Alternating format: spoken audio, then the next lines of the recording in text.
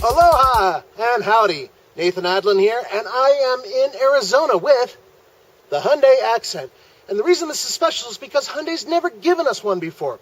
I don't know why. It's not a bad car, and we're going to do a quick take coming right up.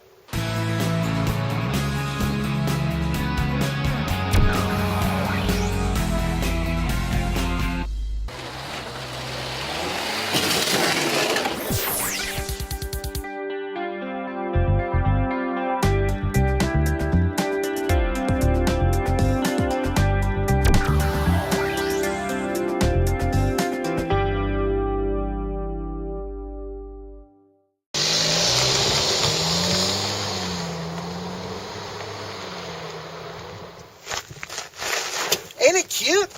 It's a 1.6 liter four-cylinder engine. Puts out 138 horsepower and 123 pound-feet of torque. And what's really cool about this engine, aside from the fact it's relatively powerful for such a small car, is that you can get a combined 31 miles per gallon. That's not too bad. On the highway, you get 37 miles per gallon. On the city side, 28. Those are really good numbers, but it's not that magical level of 40 mpg highway that everybody else is going for. Regardless, the 6-speed automatic and the 6-speed manual, pretty damn smooth and fairly economical.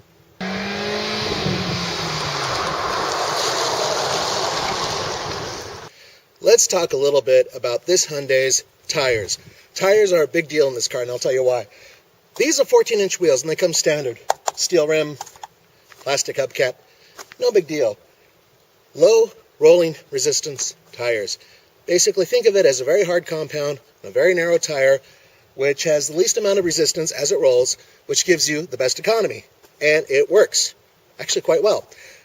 Here's the problem. Performance. Go around a corner, and you're going to lose traction pretty quickly if you go around a corner the way I do.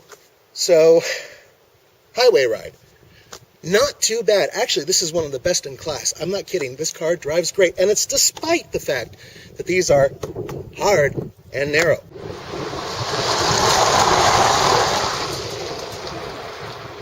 By the way, the base model stereo, really good. Excellent sound quality. Unfortunately, it doesn't have Bluetooth standard, and it doesn't recognize my iPod when I plug it in, because it has a standard jack for it. So, well, bummer, huh?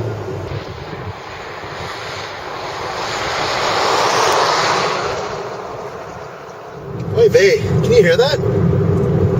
Yeah, that's road noise, and it's transmitting directly through the wheels. You can really hear how those low rolling resistance tires are transmitting that noise directly into the cabin, which is a shame because it's actually got a really good ride.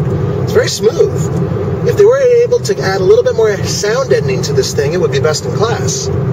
It's easily as good a traveler as the Nissan Versa Note that we just tested. On the highway, fantastic ride.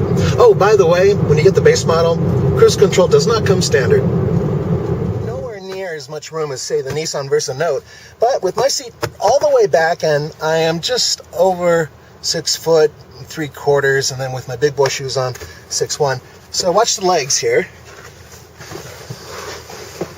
They just fit. Yeah, and there is room for my shoes underneath. I'm going to try a little impromptu 0 to 60 action here. We're about 1,500 feet above sea level.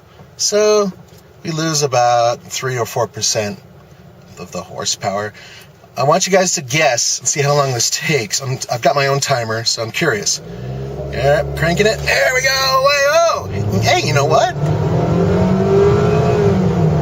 This thing actually has some balls.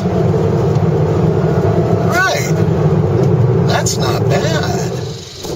So on the TFL scale of buy it, lease, or rent it, or forget it, I give this a, hold on a minute, because we need to get it up to Colorado to test it for real. I'll say this, it's a damn good rental car.